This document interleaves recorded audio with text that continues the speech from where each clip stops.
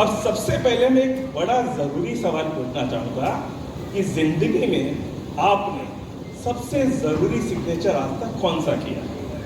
शायद किसी प्रॉपर्टी के डॉक्यूमेंट पे किया होगा, शादी का भी किया होगा, या बड़ा सा चेक लिखा होगा।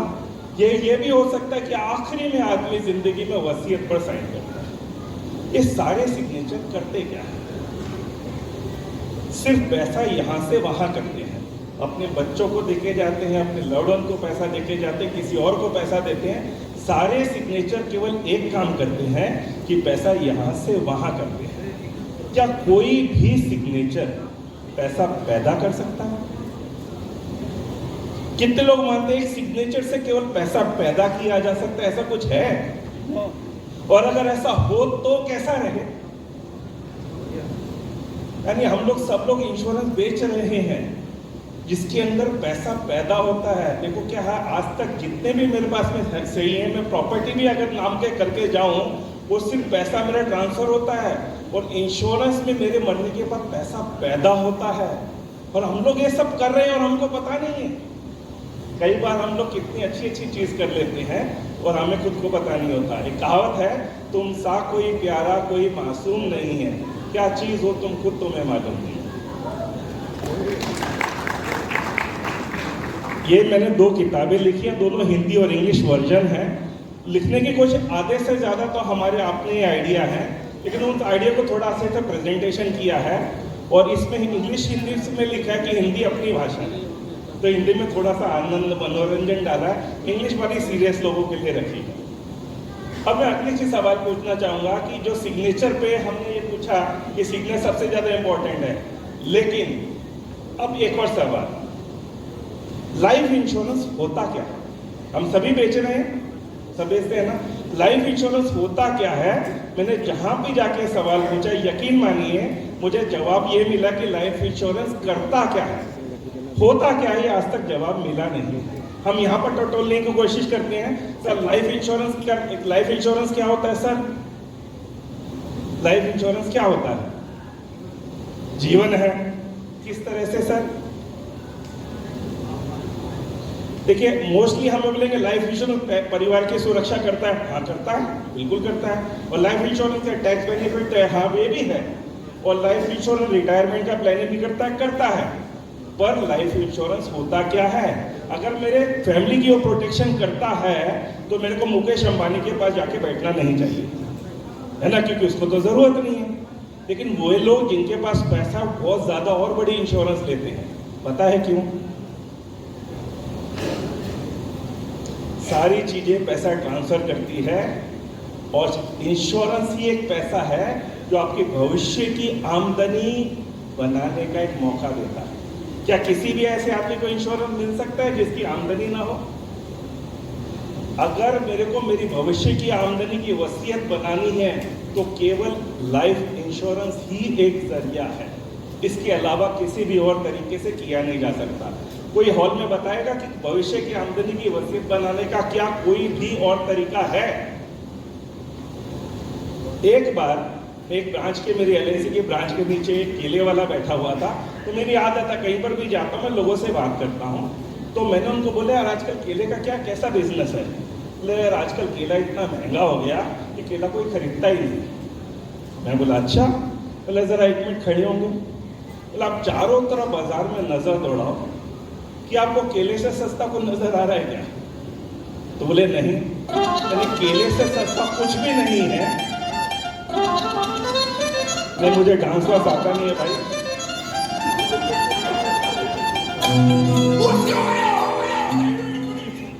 नहीं भाई, मुझे डांस वांस आता नहीं। तो इंश्योरेंस एक ऐसा चीज है जिस will of your future income, क्या किसी भी और तरीके से किया जा सकता है? नहीं। लेकिन उसके बावजूद हम फिक्स डिपॉजिट लेते हैं, उसका ऑप्शन है क्या है? PPF कर लो, PPF का ऑप्शन है, APF कर लो, इक्विटी का ऑप्शन है, म्यूचुअल फंड कर लो। लाइफ इंश्योरेंस का क्या ऑप्शन है? सिर्फ एक ही प्रोडक्ट ऐसा है जो ये काम कर सकता है, लेकिन उसके बावजूद हमको उस पर कॉन्फिडेंस नहीं है। ये वही केले वाला है जिसकी मैं बात कर रहा था। लोग जो हैं बोलते हैं इंश्योरेंस को ना बोलते हैं। मैं बोलता था लोग इंश्योरेंस को ना बोलते हैं या आपको ना बोलते हैं? अगर इंश्योरेंस को ना बोलते हैं तो वॉरियर से क्यों फटाक से पॉलिसियां लेकर के आ जाते हैं? लोग अगर कंपनी को ना बोलते कि मैं श्री राम की नहीं बेच पाऊंगा LIC की, तो LIC एजेंट को बुला करके वॉरियर साहब के क्लाइंट के सामने बैठा दो और फिर बाद में कंपटीशन करो कि LIC का एजेंट प्रीमियम लेके आता है कि वॉरियर साहब प्रीमियम लेके आते हैं। तो लोग खरीदते हैं आपकी पर्सनैलिटी को। अगर आप ढंग से सही बात करोगे तो लोग खरीदेंगे।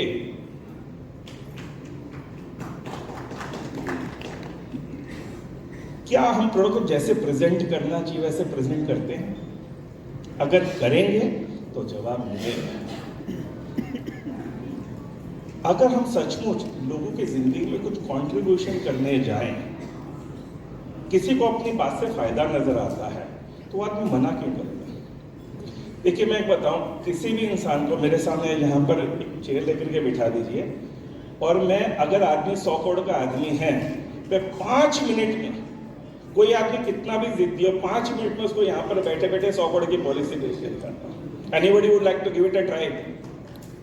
Rohit ji sir, anybody? सिर्फ 5 मिनट में, सिर्फ 5 मिनट में मैं 100 करोड़ के आदमी को 100 करोड़ की पॉलिसी बेच के दिखाऊंगा।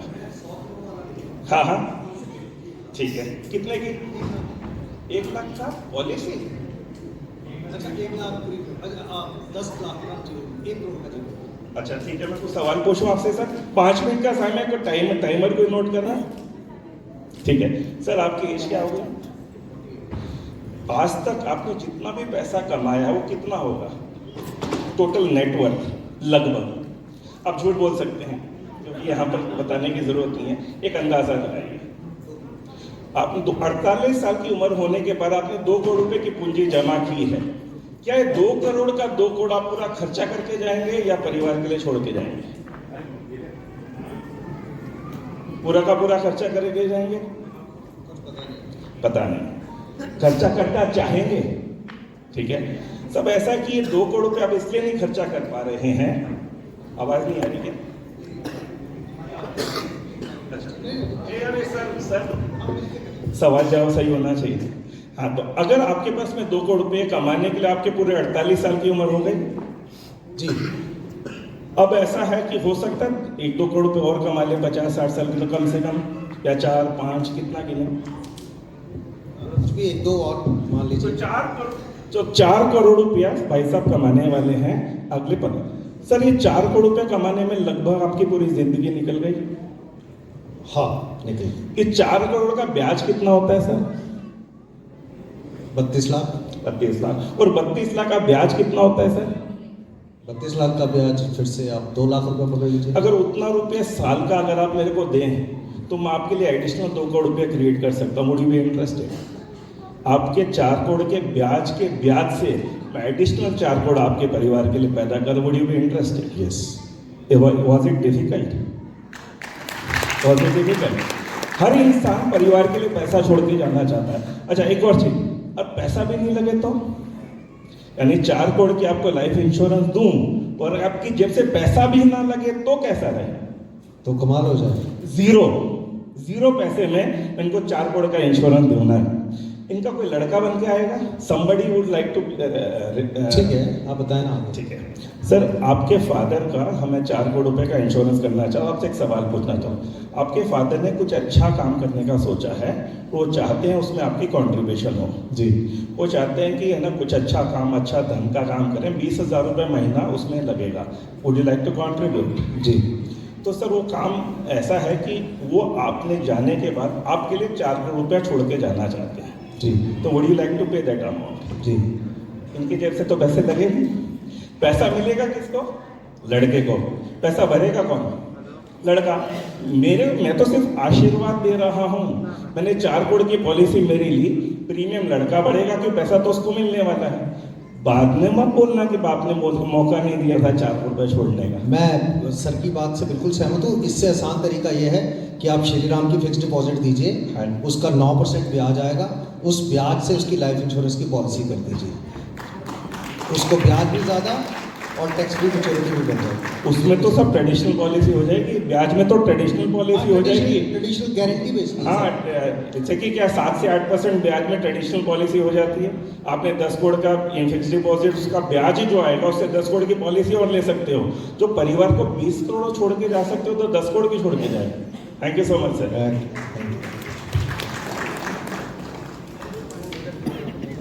अब ये चीज़ है कि मैं थोड़ा सा मेरे बारे में बता देता हूँ कि मैं क्या करता हूँ। मैंने 1919 में लाइफ इंश्योरेंस की एजेंसी ली। मेरे फादर ने मेरे को घर से बाहर निकाल दिया। बोलते कोई देखेगा मित्तल जी का लड़का इंश्योरेंस बेच रहा है, क्या बोलेगा। लेकिन 3 साल के अंदर आई प्रूव रॉन्ग कि उनको ये बोलना था कि यहाँ पर लोग पैसा बहुत मांगते हैं तो 5,000 रुपया महीना भी नहीं कमा पाएगा। That is what my own father told me. भगवान की दुआ से 4.5 साल में 2004 जुलाई में मैंने मेरा फाइनेंशियल रिटायरमेंट ले लिया था। Thrice I qualified for $1 million round table. उसके बाद में मुझे काम करने की ज़रूरत नहीं है। I was working for fun. मैंने उसके बाद में बहुत इनोवेटिव तरीके किए। आई सोल्ड प्रॉपर्टी मैंने ऐसे बेची कि मैं फ्री में जाके लोगों को लेक्चर लेता था कि मुफ्त में मकान कैसे खरीदें। कॉर्पोरेट्स में सेशन लेता था। एक दिन में 21 मकान बेचे थे। I used to give training in corporates. Bombay stock exchange में मैं डेरिवेटिव जैसे सब्जेक्ट पे पढ़ाता था, जहाँ पर मैं बताता कि पैसे से पैसा कैसे कमाया जाता है। माई फ्रीलांस वर्कशॉप, जिसके अंदर हमने ये रखते थे, सबसे पहला जो वर्कशॉप रखा था 3 चार्टेड अकाउंटेंट आए थे। तो मैंने एक सवाल पूछा, 10 साल में 10 लाख रुपए का 20 लाख हो सकता है? सभी जानते हैं। क्या 1 किलो सोने का 2 किलो सोना हो सकता है? तो बोले नहीं हो सकता है। मतलब अगर मैं करके दिखाऊं तो one of the chartered accountant mister Tapadia told, mister Mittal आप ये करके दिखाओ, कल से मैं धंधा छोड़ दूंगा। मैंने उनका वीडियो रिकॉर्डिंग किया, 1 घंटा गेम खिलाया जिसके अंदर मैंने 1 किलो सोने का बाट बनाया, 100 ग्राम सोने का बाट गिराया, 10 ग्राम सोने का बाट बनाया, 1,000, 10,000, 1 लाख, 10 लाख का बाकायदा नोट बनाया, वो गेम खिलाया। और 1 घंटे के बाद मैं पूछा कि तापड़िया जी आपका बिजनेस टेक ओवर करने के लिए आ जाऊँ क्या? उनकी वीडियो रिकॉर्डिंग करके 10 साल मैंने मेरी वेबसाइट पे डाल के रखा था। कितनी आसानी से ये चीज़ हो जाती है। Back to insurance. क्या इंश्योरेंस में हम लोग इनोवेशन यूज कर सकते हैं इंश्योरेंस बेचने के लिए? देखिए, हम जब भी क्लाइंट के पास में जाते हैं, हम कुछ मांगने के लिए जाते हैं, हम देने के लिए जाएं तो कैसा है? अब एक सवाल पूछूंगा, टर्म इंश्योरेंस में जो हमारा अभी लॉन्च होने वाला है, टर्म इंश्योरेंस में आदमी का अपना खुद का कुछ फायदा है क्या? खुद का? हाँ जी, पक्का कोई भी ऐसा इंसान है जो बोलेगा मेरा टर्म इंश्योरेंस में मेरा खुद का फायदा है जी? नहीं है। चलो थोड़ी देर में रॉन्ग शिफ्ट करते हैं। अगर समझ लीजिए मेरे पास में 2 करोड़ रुपया बैंक में पड़ा हुआ है और सर आपके पास में भी 2 करोड़ रुपया बैंक में पड़ा हुआ है, ठीक है? हम ज़्यादातर चाहेंगे वो पैसा बच्चों के लिए छोड़ के जाएं। मेरे पास में 2 करोड़ की लाइफ इंश्योरेंस पॉलिसी भी है, ठीक है? अब एक बात बताएं कि साहब जिंदगी में खर्चा कौन ज्यादा करेगा? आप ज्यादा करोगे या मैं ज्यादा करूंगा? बैंक में पैसा तो दोनों के पास है, लेकिन मेरे पास में 2 करोड़ की लाइफ इंश्योरेंस पॉलिसी भी है। तो पैसा ज्यादा खर्चा कौन करेगा? आप करोगे या मैं करूंगा? नहीं, आप तो ऑलरेडी बच्चों के लिए छोड़ के जाना चाहोगे ना पैसा। मेरे लिए तो बच्चों के लिए 2 करोड़ रुपये अलग से हो गया, तो मैं मेरा पैसा क्यों छोड़ के जाऊंगा? अगर मैं 2 करोड़ की लाइफ इंश्योरेंस पॉलिसी खरीद लेता हूं तो मैं मेरा 2 करोड़ रुपया पूरा खर्चा करके जा सकता हूं। तो मेरा खुद का फायदा नहीं, ये किसका फायदा है? यानी इमीडिएटली जैसे उसने कॉन्ट्रैक्ट साइन किया उसको 2 करोड़ रुपया अपना खर्चा करने की छूट मिल गई। इतनी जल्दी कोई किसी को पैसा देता है? और बैंक में पड़ा है उसके, ठीक है ना? तो इंश्योरेंस से हम किसी को वैल्यू क्रिएट कर सकते हैं। एक मैंने चैप्टर लिखा है कि आदमी अपने, मेरी किताब है जो 8वां वचन, उसमें मैंने एक चैप्टर लिखा है चाचा का आशीर्वाद, ठीक है?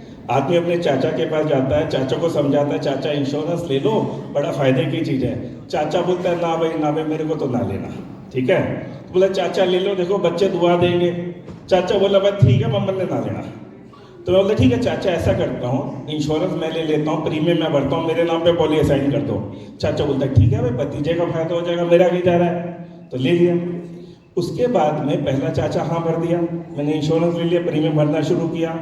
अब दूसरे चाचा के पास जाऊँगा, चाचा इंश्योरेंस ले लो। 5 चाचा के पास में मैं जाके इंश्योरेंस लेके आया। 5 चाचों की उम्र है 55 साल, ठीक है। ज्यादा से ज्यादा उम्र क्या पकड़ लें थी चाचाओं की? ज्यादा से ज्यादा 85 पकड़ लें, 85। 85 इज गुड इनफ। 5 चाचा 85 साल की उम्र तक जिएंगे। पता है सब 85 साल की उम्र में सारे चाचा मरेंगे तो मेरे को कितना टका ब्याज छूटता है? कभी कैलकुलेशन किया है? 7% गारंटीड एंड टैक्स फ्री। अगर सारे चाचा 85 पे मरते हैं तो, और अगर 80 पे मर गए तो 12%। अगर 75, जो कि बहुत अच्छी प्रोबेबिलिटी है सर, 17% का ब्याज छूट रहा है। म्यूचुअल फंड 17% की गारंटी दे रहा है क्या कोई? तो कौन बोलता है म्यूचुअल फंड बहुत अच्छे हैं? हमारे पास में टूल्स हैं, हम इस्तेमाल नहीं करते। ठीक है, इन्वेस्टमेंट होगा अपनी जगह पर, यहाँ पर तो बिना पैसा लगाए पैसा क्रिएट। और भगवान ना करे पहला चाचा अगर 35 साल में मर गया तो है जी, तो बाकी सारे चाचाओं के प्रीमियम भी फ्री होंगे। उसमें IRR निकाल सकते हो जी, कितना टका ब्याज छूटा निकाल भी सकते हो क्या? सारे सर के बाल उड़ जाएंगे। तो पैसे से पैसा क्रिएट करना सिखाना है। अच्छा, जड़, जोरू और जमीन, दुनिया में सारे झगड़े केवल इन 3 चीजों के लिए होते हैं, ठीक है। जोरू का भगवान की दुआ से मेरे पास में कोई जवाब नहीं है, लेकिन जड़ और जमीन का है। अगर सारी चीजें बंटवारे, सारे झगड़े प्रॉपर्टी या पैसे के लिए होते हैं, तो क्या हम लोग उसमें ऐसा कुछ कर सकते हैं कि दुनिया के सारे झगड़े खत्म हो गए? कोई सोच सकता है ऐसा कुछ किया जा सकता है? नहीं। There is a chapter in our book which is known as division to multiplication, कि हम एसेट्स को डिवीजन के बजाय मल्टीप्लिकेशन कैसे कर सकते हैं। बड़ा अच्छा सिंपल मैं बताता हूं। मेरे फादर के पास में 2 करोड़ की प्रॉपर्टी है, ठीक है। हम 2 भाई हैं, तो जाने के बाद क्या होगा, दोनों को 1-1 करोड़ रुपए हिस्से में आएगा, ठीक है। अब अगर हम दोनों भाई मिलके फादर की 2 करोड़ की पॉलिसी लेते हैं और हम प्रीमियम भरते हैं, तो हमारे हिस्से में कितना आएगा सर? दोनों के हिस्से में 2-2 करोड़ आएगा। और हमको पैसा मिल गया, हम हमारे बच्चों के लिए नहीं करके जाएंगे? सर, हम सारे झगड़ों की जड़ को खत्म कर सकते हैं। अगर हम वैल्यू लोगों तक पहुंचाने जाएं तो बहुत कुछ किया जा सकता है। एक चैप्टर है फ्री बंगलो, मुफ्त में बंगला। उसी तरह से जैसे एक हम ये लेते हैं टर्म इंश्योरेंस का, अगर आप प्रीमियम पकड़े, उसकी कैलकुलेशन पकड़े, बंगला भी मुफ्त में मिल सकता है। तो हम जब भी लोगों के पास में जाएं, कुछ ना कुछ देने के लिए जाएं, तो बहुत कुछ हो सकता है। अब एक सवाल लास्ट में पूछना चाहूंगा कि ट्रेडिशनल पॉलिसी जो हम बेचते हैं, उसमें हमारे को डिफिकल्टी आती है। क्यों आती है? लोग बोलते हैं कि नहीं यार, ये प्रोडक्ट अच्छा नहीं है, दूसरी जगह ऑप्शन बेटर है। ज़्यादातर लोग प्रोडक्ट को, कंपनी को ना नहीं बोलते हैं, ज़्यादातर हमको बोलते हैं। मैं एक सवाल पूछना चाहता हूं कि क्या हम लोग अच्छे स्टोरी टेलर हैं? सिर्फ स्टोरी सुना करके हम इंश्योरेंस बेच सकते हैं क्या? अगर स्टोरी सही अच्छी तरह से सुनाई जाए तो बेचा जा सकता है। एक आदमी बोलता है कछुआ खरगोश की कहानी सुनाओ, तो बोलता है ये खरगोश था, एक कछुआ था, वो दोनों में रेस लगी और है ना वो लास्ट में कछुआ जीत गया। ये कहानी बोली गई। अब कहानी बोलने वाला कैसे बोलता था? एक जंगल में एक कछुआ था, एक बार खरगोश उसके पास आया और बोला भाई हमको रेस लगानी है। अब ये शुरुआत ऐसे ही है ना। तो कभी भी जब क्लाइंट के पास में जाओ, आपका खुद का कॉन्फिडेंस होना चाहिए, तो आपके कॉन्फिडेंस से उसके पास बेच पाओगे। जब मैं समझना चाहूँगा मेरे पास समय कितना है, क्योंकि मैंने हमेशा मेरे गुरुजी से सीखा था कि जो भी ट्रेनर है ना, समय से पहले अपनी स्पीच खत्म कर दे, वो अच्छा ट्रेनर है, अदरवाइज इज नॉट। तो मैं हमेशा कभी भी ओवरशूट नहीं करना चाहता, मैं समय पर चीज खत्म करना चाहता हूँ। अच्छा, गरीब आदमी चाहता है मेरे पास पैसा हो जाए, मिडिल क्लास चाहता है कि मेरा पैसा बढ़ जाए, ठीक है। अमीर आदमी सोचता है कि ग्रोथ ठीक ठाक हो जाए। सबसे ज्यादा पैसे वाला आदमी क्या चाहता है? कभी सोचा? समझ लीजिए किसी आदमी के पास में 100 करोड़ रुपए हैं, ठीक है। वो आदमी के दिमाग में क्या चलता होगा? कोई जवाब देना चाहेगा? यानी हम 100 करोड़ के आदमी को प्रोसेस भी नहीं करते क्या? सब उसके दिमाग में झांकोगे तो उसके मन की बात सुनने पड़ेगी। एक बड़ी अच्छी बनज कुमार बनज का दोहा है कि दिन का आधा रास्ता तय करती है रात, फिर भी दिल ना पूछता उसके मन की बात। दिन मैंने रिप्रेजेंट किया इंसान को जो कमाने जा रहा है, और रात मैंने रिप्रेजेंट किया उस औरत को जो घर में काम करती है। 12 घंटा दिन चलता है तो 12 घंटा रात भी आती है, तब जाके 24 घंटे पूरे होते हैं। लेकिन क्या वाकई में हस्बैंड जो कमाता है अपनी बीवी से जाके पूछता है कि तेरे मन की सबसे बड़ी चिंता क्या है? सर, एक हाउसवाइफ की सबसे बड़ी चिंता क्या होती है? जवाब हम सबको मालूम है कि भाई मेरा हस्बैंड कल को घर पे वापस नहीं आया तो मेरा क्या होगा। ठीक है, हम सब किसके घर में सिक्योरिटी कैमरास हैं, बाहर वॉचमैन हैं, सब फैसिलिटी है, मोस्टली आज की तारीख में सबके घर के बाहर होती है, बराबर है। मैं आपसे सवाल पूछना चाहूँगा, कितने लोग घर का मेन डोर खोल करके सोते हैं? मैं एक भी हाथ नहीं देख रहा हूँ। सर, जब सिक्योरिटी भी है और सीसीटीवी कैमरे भी हैं, सब कुछ है, और आपकी सोसाइटी में 10 साल से चोरी भी नहीं हुई है, क्या उसके बावजूद हम दरवाज़ा खुला रख के छोड़ते हैं? इसलिए नहीं छोड़ते हैं कि चोरी हो जाएगी, इसलिए नहीं छोड़ते हैं कि अगर दरवाज़ा खुला छोड़ दिया तो मुझे नींद नहीं आएगी। सिर्फ चिंता, यही चिंता कि एक बीवी को नहीं होती। अपनी चिंता का हम ख्याल रखते हैं, दरवाज़ा बंद करते हैं, उसकी चिंता का दरवाज़ा कौन बंद करेगा? हम ही कर सकते हैं ना। ये सवाल हर हस्बैंड अगर बीवी से ये सवाल पूछने लग जाए कि तेरी चिंता क्या, हमको इंश्योरेंस बेचना ही नहीं पड़ेगा। ऐसी कुछ कोशिशें हमने किताब में की है, जिसमें हम ऐसी कोशिश करें कि ये किताब हम रीडर के लिए लिखी है। ज़्यादातर किताबें इंश्योरेंस बेचने के लिए होती है, ये किताब हमने रीडर के लिए लिखी है कि उनको इंश्योरेंस क्यों खरीदना चाहिए, उससे इंश्योरेंस का क्या फ़ायदा हो सकता है। अगर सारे लोग इंश्योरेंस खरीदने लग जाएंगे ना, तो हमारे इंश्योरेंस एजेंट्स के सारे के फ़ोन बजने लग जाएंगे। मैं ऐसा करना चाहता हूँ। जो मेरे को-ऑथर हैं वो इंश्योरेंस एक्चुअरी, तो आप समझते हैं, काफ़ी जानकार होते हैं। हम दोनों ने 8 महीने दिन रात एक करके किताब पूरी की, और यकीन मानिए उन्होंने नींदें हराम करके रख दी। इंश्योरेंस एक्चुअली मुझे हर चीज़ का सवाल का जवाब चाहिए। मैं चैप्टर लिखने में 5 दिन लगाता था, उसको शूट नहीं करते थे वो 10 दिन। लेकिन नतीजा ये हुआ, भगवान की बड़ा शुक्र रहा जो हमारे को आइडियाज़ देता है कि किताब अच्छी लिखी गई। हमारे को सबसे पहले एंडोर्समेंट मैं बताता हूँ किससे मिला। IRD को सब जानते हैं। IRD करती क्या है? कस्टमर के फेवर की सारी चीज़ें करती है, एजेंट्स की या कंपनी की नहीं करती है। IRD के सबसे पहले फाउंडर चेयरमैन थे श्री ई रंगाचार्य। यकीन मानिए उन्होंने पूरी किताब पढ़ने के बाद में हमारे को एंडोर्समेंट दिया, जिसमें ये लिखा है इससे सरल भाषा में किताब लिखी नहीं जा सकती, और 2 पन्ने का हैंड रिटन एंडोर्समेंट दिया। इस 85 साल की उम्र में हाथ से लिख करके 2 पन्ने का एंडोर्समेंट दिया। उससे हमारा हौसला भी बढ़ गया कि हम कुछ अच्छा काम कर रहे हैं। अब इसमें एक और चीज़ है कि एजेंट बहुत मेहनत करता है। हम लोग बहुत जगह पे मेहनत करते हैं, लेकिन कई बार क्या होता है, कस्टमर के पास में जाते हैं, हौसला टूटने लग जाता है। 4 बार 5 बार जा रहे हैं, उसको उसके भले की बात ही समझ में नहीं आ रही है, उसके बाद हमारा हौसला टूटने लग जाता है।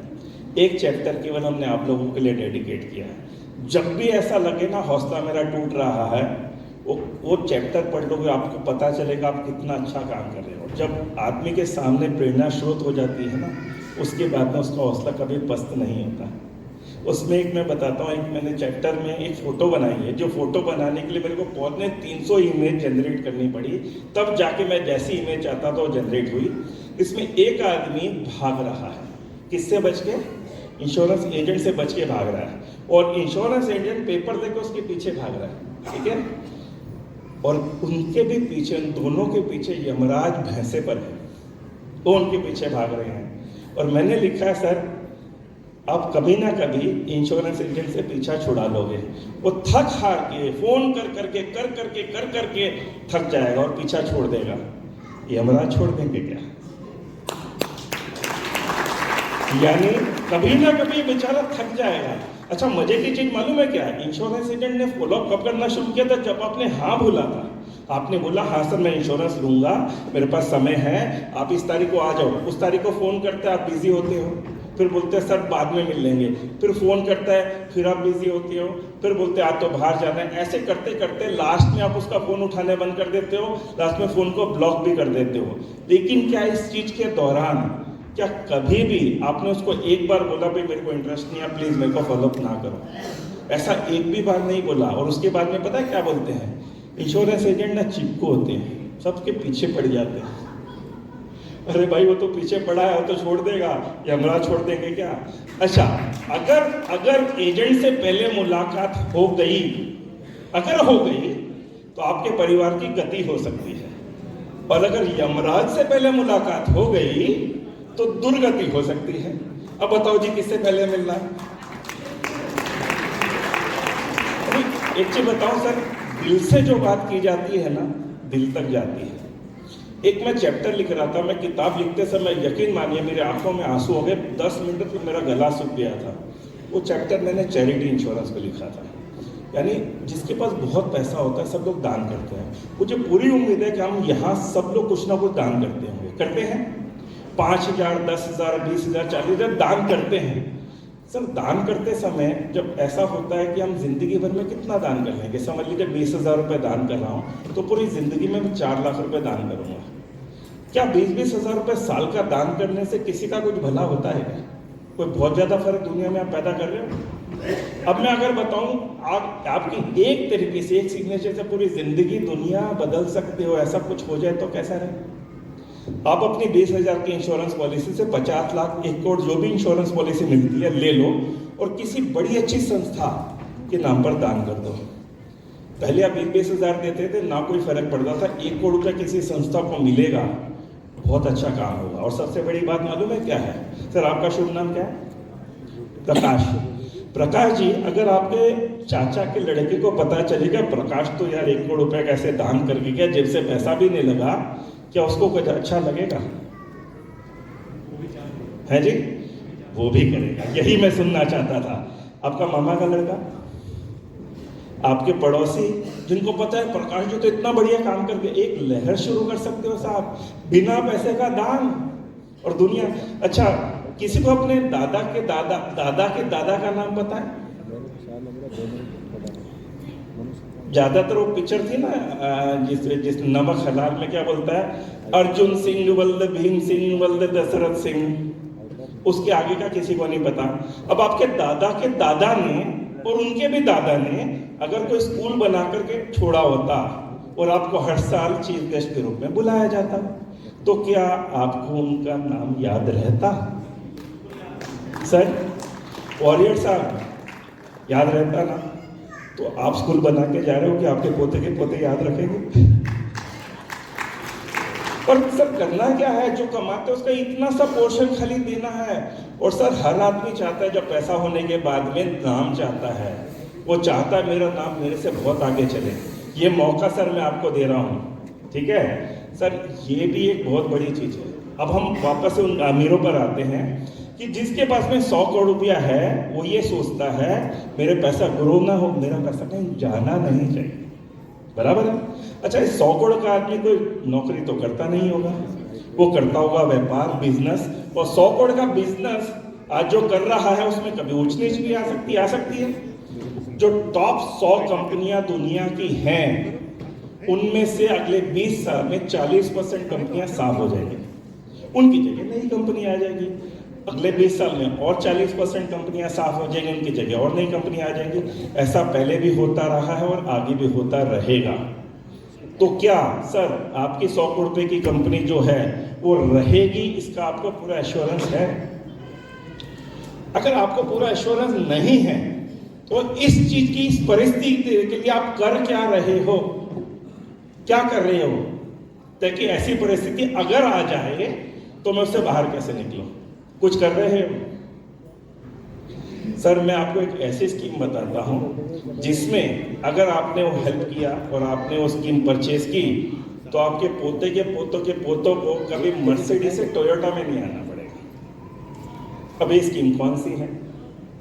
हमारे पास है सर, हमारे पास है, लेकिन हमने कभी बेचा नहीं। समझ लीजिए 100 करोड़ का आदमी है, उसको जाके मैं बोलता सर 2-2 करोड़ रुपया 5 साल तो यूलिप में डाल दे, ठीक है? 5 साल और 100 साल की यूलिप, मुझे नहीं पता श्रीराम लाइफ में कितनी लंबी यूलिप आती है, 100 साल तक की यूलिप की इंश्योरेंस पॉलिसियां मिलती हैं। तो मैंने 2-2 करोड़ रुपया 5 साल उसको यूलिप में डलवाया। कितने पैसे हो गए? 10 करोड़। और कुछ भी परिस्थिति हो जाए, हर साल 50-60 लाख रुपए तो निकाल ही सकता है। अब ये पैसा सेफ कैसे है? MWP ऐड का नाम सुना है? Married women property act. अगर मैरिड वुमेन प्रॉपर्टी एक्ट के तहत अगर मैं 2-2 करोड़ रुपए 5 साल उसका यूलिप में डलवा दूं तो दुनिया में कोई माई का लाल उस पैसे को हाथ नहीं लगा सकता। One of my client is income tax superintendent in Mumbai, तो मैंने उनको सारा लेख भेजा, पूरे आर्टिकल्स भेजे। बोला सर इसमें कुछ भी फ्लॉ तो बताओ। बोला नहीं, इसको कोई भी आदमी हाथ नहीं लगा सकता।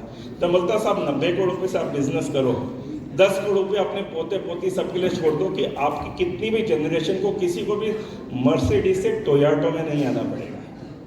सब ये बात किसको पसंद नहीं आएगी?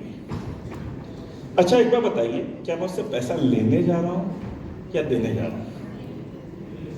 तो अगर हम जब कुछ भी करें, क्रिएटिव अगर हम होते हैं ना, तो बहुत कुछ किया जा सकता है क्रिएटिव। अच्छा मैं पूछना चाहूँगा, हमारे पास समय कितना है? मेरे पास समय कितना है? मैं ओवरशूट तो नहीं कर लिया मैंने?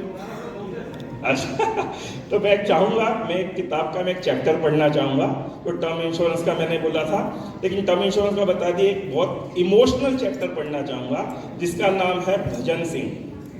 भजन सिंह को कोई जानता है? किसी ने भजन सिंह का नाम सुना है? कौन था जी भजन सिंह? अच्छा जी, बंसीलाल भजन लाल था जी वो।